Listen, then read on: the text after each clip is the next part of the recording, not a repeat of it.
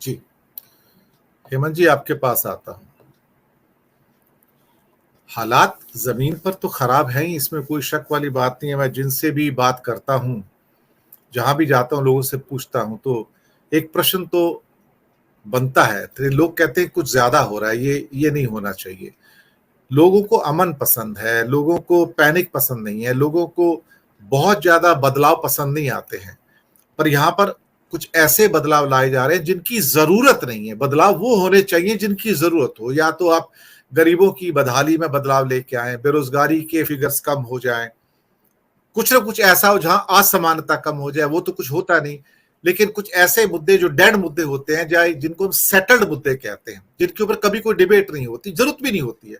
India that is Bharat, इसके ऊपर क्या डिबेट है? हम इंडिया के नाम से पूरी दुनिया में जाने जाते हैं। बहुत सारे ऐसे देश हैं जिनके दो दो तीन तीन नाम हैं, लेकिन आप हर चीज के अंदर एक मुद्दा ढूंढ लेते हैं और उसके बाद लोगों के आसपास उनको घुमाते रहते हैं, पानी में मछली मारते रहते हैं, और सब एक तरह से अपना टाइम वेस्ट करते रहते हैं। तो जनता को महसूस हो रहा है कि अब जवाब देने का टाइम आ गया है। शायद 2024 कुछ ऐसा ही वक्त निकल कर आया जहां अब जनता शायद तुगलकी फरमानों को जवाब देगी। हेमंत कुमार जी। जी, मुझे लगता है कि गांव में एक कहावत है कि पानी पीतना, यानी कि आप पानी में खड़े होकर के और पानी पर चाबुक चलाते हैं और लगता है कि जैसे आप मछली मार रहे हैं, लेकिन मारते नहीं है, कुछ नहीं, सिर्फ पानी पर चाबुक चलाते रहते हैं। तो इनकी जो स्थिति है अभी, जो ये इंडिया को लेकर के जो नैरेटिव बना रहे हैं, तो ये अनायास नहीं है, क्योंकि हम लोग अब तक तो ये समझ ही चुके हैं कि इनके पास, इनके नेता के पास या इनकी पार्टी के पास कोई विरासत नहीं है। हिंदुस्तान की कोई ऐसी विरासत इनके पास नहीं है जिसको सामने रख करके ये देश की जनता को कहे कि इस देश को बनाने में हमारा भी कोई योगदान है। न तो इनके नेता के पास, और न ही इनकी पार्टी के पास, और न ही इनका जो पितृ संगठन है आरएसएस, उसके पास। तो मैं समझता हूं कि ये इस डायलमा से निकलने के लिए तमाम तरह के ये चीजें कर रहे हैं, तमाम तरह के जो हथियार इनके पास है उसका इस्तेमाल कर रहे हैं, और मनुष्य के, जनता के भौतिक जीवन में कोई परिवर्तन आए, कुछ अच्छा हो, देश आगे बढ़े, ये इनके एजेंडे से अलग हो गया हुआ है, बिल्कुल खत्म है। इससे अलग ये अपने मित्र अडानी की भलाई और अपना जो राजनीतिक एजेंडा है कि हम, हमारे पीछे कुछ नहीं था, जब से हम आए हैं भारत वहीं से शुरू होता है, ये पूरी जो इनको, इनकी जो फिलॉसफी है वो इनको यहां लेकर के आ गई है कि ये अब इंडिया के खिलाफ उतर गए हैं। अरे इंडिया नाम, Indian national Congress, Bharatiya Janata party, तुम्हारी पार्टी के नाम में भी तो भारतीय लगा हुआ है।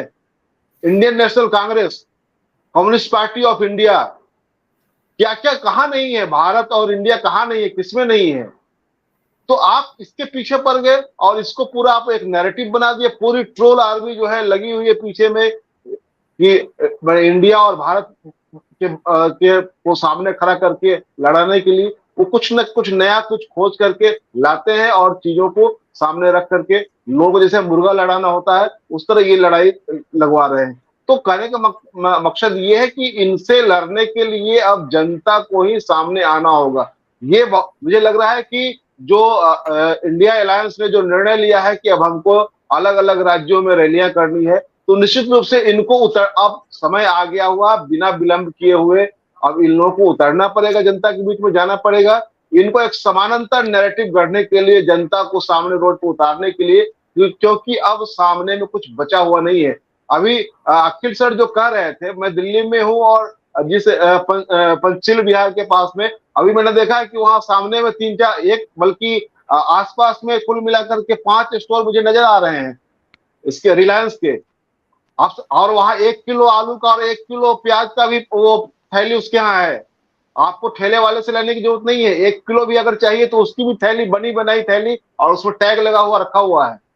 तो आप ये सबका रोजी रोटी छीन लेना है, अपने मित्र के पास पूरे देश की संपत्ति को डाल देना है और पूरा इतिहास मिटाना है और कहना है कि नहीं, 2014 के बाद ही देश, हिंदुस्तान आजाद हुआ है और इसका इतिहास जो है वहीं से शुरू होता है, उसके पीछे कुछ नहीं है। तो ये जो कुछ करना चाह रहे हैं, ये बिल्कुल एक तरह से अनायास नहीं है। मैं समझता हूं कि बिल्कुल सोची समझी साजिश के तहत कर रहे हैं। और जो संसद का स्पेशल सेशन जो इन्होंने बुलवाया है, उसमें अब निश्चित रूप से हम लोग कयास लगाने के लिए ही बाध्य हैं, दूसरा कुछ नहीं है। क्योंकि ये इन लोगों ने विपक्ष को भी विश्वास में नहीं लिया कि हाँ स्पेशल सेशन हम बुलाना चाहते हैं। जो परंपरा रही है उस परंपरा का भी इन्होंने ख्याल नहीं रखा। तो इनसे उम्मीद अब बहुत कम की जा सकती है। अब यह है कि जनता को ही लड़ने के लिए सामने आना होगा।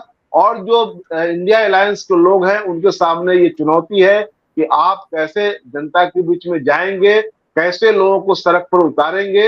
ये बहुत महत्वपूर्ण बात है। इसके अलावा मुझे लगता है कि कुछ दिखाई नहीं दे रहा है। G20 को लेकर के पूरी दिल्ली को लगभग प्लस इन्होंने सील कर दिया। बाहर से सारे सामान वगैरह आने बंद हो गए हैं। सभी चीजों की कीमतें बढ़ रही है, सब्जियों की कीमतें बहुत ज्यादा बढ़ गई है और इनको कोई फिक्र नहीं है। और सभी जो जहां भी जो कहते हैं ना डाउन मार्केट इलाका है, उन इलाकों की घेराबंदी करना, वहां पर्दा लगाना, वहां पर इनकी तस्वीरें लगाना, ये पूरी दिल्ली में ही हो रहा है।